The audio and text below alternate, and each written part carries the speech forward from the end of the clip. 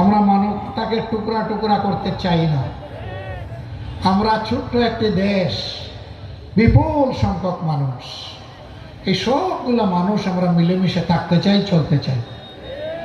এর মাঝেই আমাদের গর্ব, এর মাঝেই আমাদের সৌন্দর্য, এর মাঝেই আমাদের শান্তি নিহত। আমরা এই বার্তা সারা বাংলাদেশের সমস্ত জনগণকে দিয়ে চলেছি। এখানে একটা কথা একেবারেই সাফ, এই কথাটি হচ্ছে আমরা এই দেশে কোনো মেজরিটি এবং মাইনরিটি মানি না। আমি আস্তে আস্তে রতনবাবুর বক্তব্য শুনছিলাম, তিনি বলেছিলেন আমি সংখ্যালঘু সম্প্রদায়ের একজন মানুষ। এই কথা আর বলবেন না। কিসের সংখ্যালঘু আর কিসের সংখ্যাগুরু? এই দেশে যেই জন্ম নিছে সেই দেশের গর্বিত নাগরিক। আমরা নাগরিকদেরকে কোনো ভাগ বাটোয়ারা ধর্ম কিংবা দলের ভিত্তিতে করার পক্ষে নয়। এই বদ হাসরাত ছিল অতীতের পতিত স্বৈরাচারের। তারা এই জাতিকে ভেঙে টুকরা টুকরা করে মুখামুখি লাগিয়ে রেখেছিল। যে দেশের জনগণ ঐক্যবদ্ধ থাকতে পারে না, সে দেশের মানুষ মাথা সোজা করে সম্মানের সাথে বিশ্বের দরবারে দাঁড়াতেও পারে। স্বাধীনতার 54 বছর গেল, আর কত বছর এরকম আমাদেরকে টুকরা টুকরা করে রাখা হবে? আমাদের স্পষ্ট ঘোষণা, আমরা কোনো মেজরিটি এবং মাইনরিটি মানি না। আমরা সবাই মিলে ইউনিটি, একটাই জাতি আমরা। আমাদের পরিচয় আমরা বাংলাদেশ। হ্যাঁ, তারপরে অবশ্যই আমার পরিচয় থাকবে আমি একজন মুসলমান, তিনি একজন হিন্দু। যাই হোক, আমরা সবাইকে নিয়ে চলার পক্ষে। কিন্তু এটাও সত্য যে কেউ যেন কারো ধর্মীয় আবেগে খুচাকুচি না করেন, সুরসুরি না দেন। এটা আমরা একেবারেই ঘৃণা করি, পছন্দ করি না। এরকম যদি কোথাও কোনো কিছু ঘটে, আমরা বলবো যে সম্প্রদায়ের মানুষ এটা করবে, প্রথম ওই সম্প্রদায়ের মানুষরা ওরে থামিয়ে দেবে। সম্প্রতি আমরা দেখেছি এরকম একটা ঘটনা ঘটেছে পটুয়াখালীতে। বিশেষ করে আমি মুসলমান ভাই বোনদেরকে বলব, মেহরবানি করে অন্য ধর্মের ভাই বোনদেরকে কষ্ট দিবেন না। আমরা এটাকে ঘৃণা করি, অপছন্দ করি।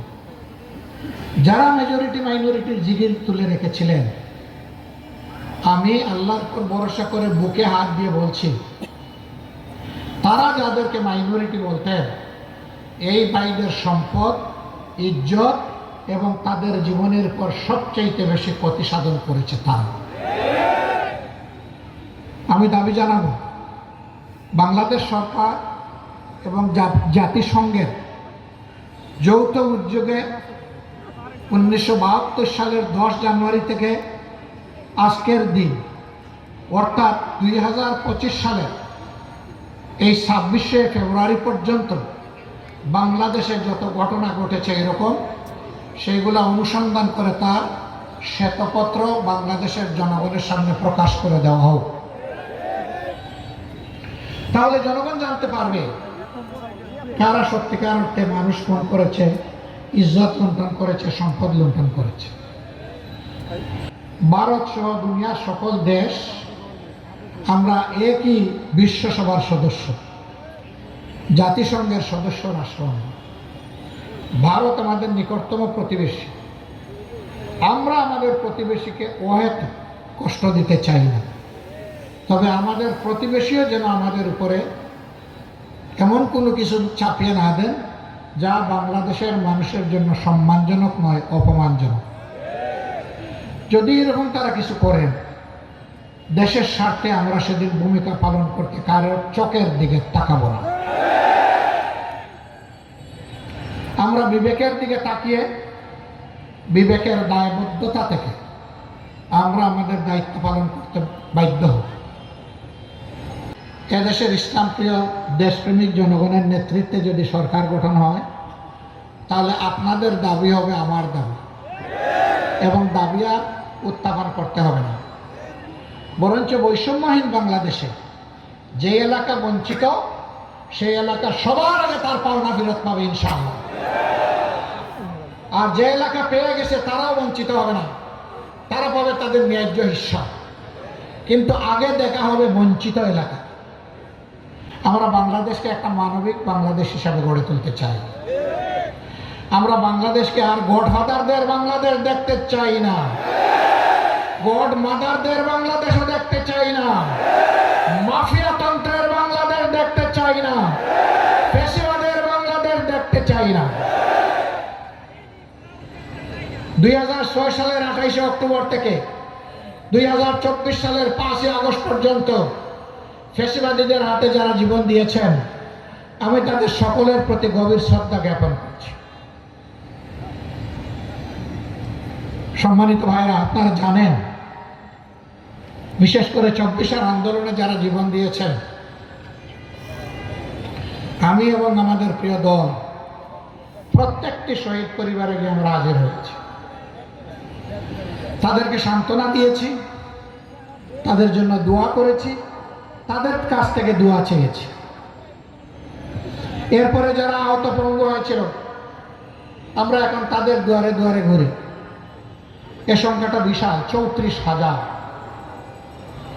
এই মানুষগুলো সবার দুঃখ দূর করতে পারবো না, কিন্তু আমরা তাদেরকে বার্তা দিতে চাই, এই বেদনা, এই কতটুকু তোমাদের না, তোমরা জাতির গর্বিত সন্তান, তোমরা জাতীয় বীর, আমরা আছি তোমাদের সাথে এবং আজীবন আমরা তোমাদের কাছে কৃতজ্ঞ।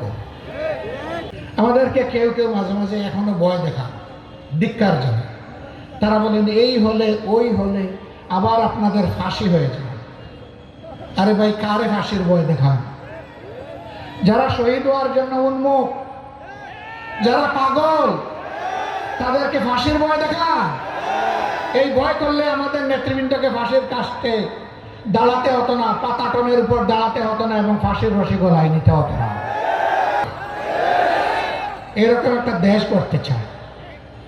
মা বোনদেরকে বলতে চায়, সমাজের উন্নয়নে সব জায়গায় ইনশাআল্লাহ গর্বের সাথে আপনারাও ভূমিকা রাখবেন।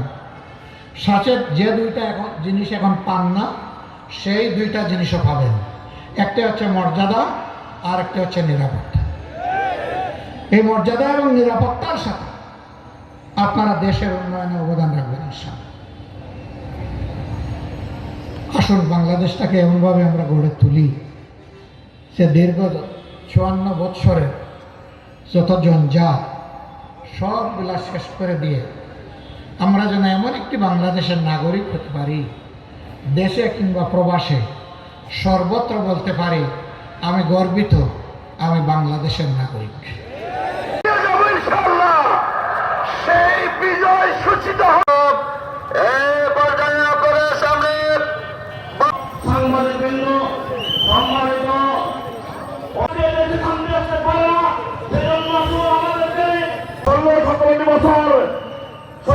সরকার আমলে সেই জন্য আসুন আগামী দিনে বাংলাদেশ ইসলামের বাংলাদেশ। সংগ্রামী ছাত্র বন্ধুগণ, ডিগ্রি কলেজের সম্মানিত প্রভাষক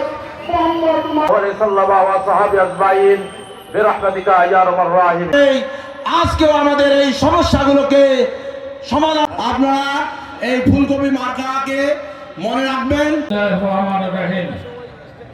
আজকের এই বিশাল জনসভা বিভিন্ন এলাকা থেকে আগত, ইনশাআল্লাহ হাসপাতালে ঐক্যবদ্ধভাবে শুভেচ্ছা ছাত্র শিবিরের পক্ষ থেকে লাল গোলাপ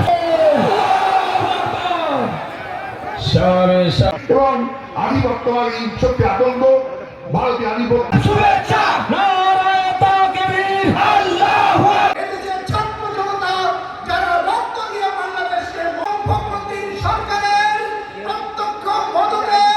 কথা বলবো না, আমি ডক্টর শফিকুর রহমান চাচা, হালিম চাচা এবং শ্রদ্ধেয় অন্যান্য চাচাদের কথা শুনবো এবং একটা কথা শুধু বলে যাই যে এই আন্দোলনে, ফ্যাসিবাদ বিরোধী আন্দোলন, এই সংগ্রামে জাতীয় গণতান্ত্রিক পার্টি জাগপা শফিউল আলম প্রধানের পুত্রকন্যা সবসময় আপনাদের পাশে থাকবে। বিজয়ের পথে যাত্রা শুরু, জীবন অথবা মৃত্যু। আসসালামু আলাইকুম। নির্বিবাদে আশ্রয় দিয়েছে ভারত। আশ্রয় দেওয়ার মাধ্যমে, তার পৃষ্ঠপোষকতার মাধ্যমে ভারত যে আমাদের খচিত। আজকের বিশাল জনসভার প্রধান অতিথি সভা মঞ্চে চলে যাবে। বিসমিল্লাহির রহমানির রহিম। এ পর্যায়ে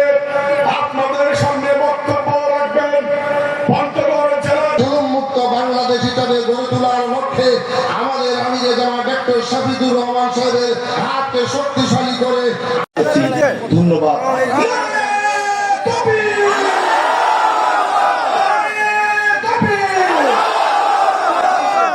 ধন্যবাদ সবাইকে।